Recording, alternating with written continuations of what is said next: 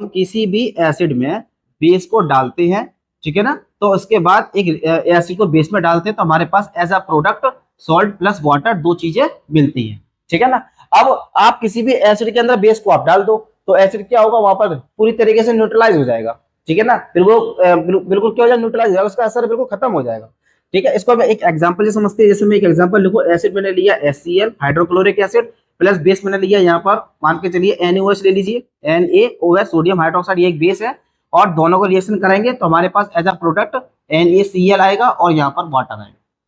ठीक है ना। ये इसका एक एग्जांपल है। NaCl वही होता है कॉमन सॉल्ट, जिसको हम टेबल सॉल्ट के नाम से भी जानते हैं,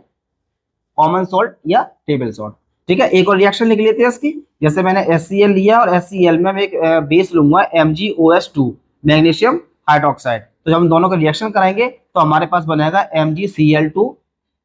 ये हमारा सॉल्ट रहेगा, और यहाँ क्या बनेगा, वाटर बनेगा, ठीक है ना। तो बहरहाल किसी भी एसिड में जब हम बेस को डालते हैं तो वह क्या बनता है,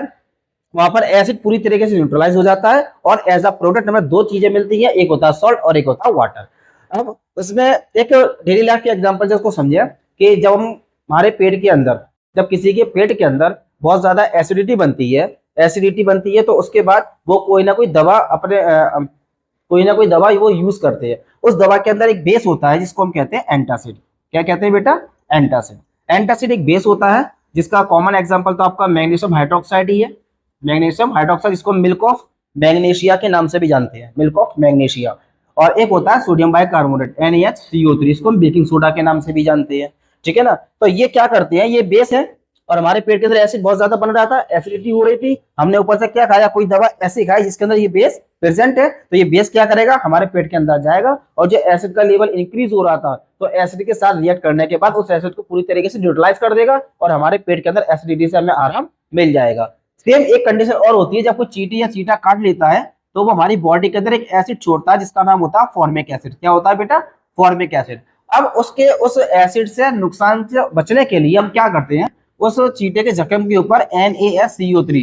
बेकिंग सोडा को लगा लेते हैं।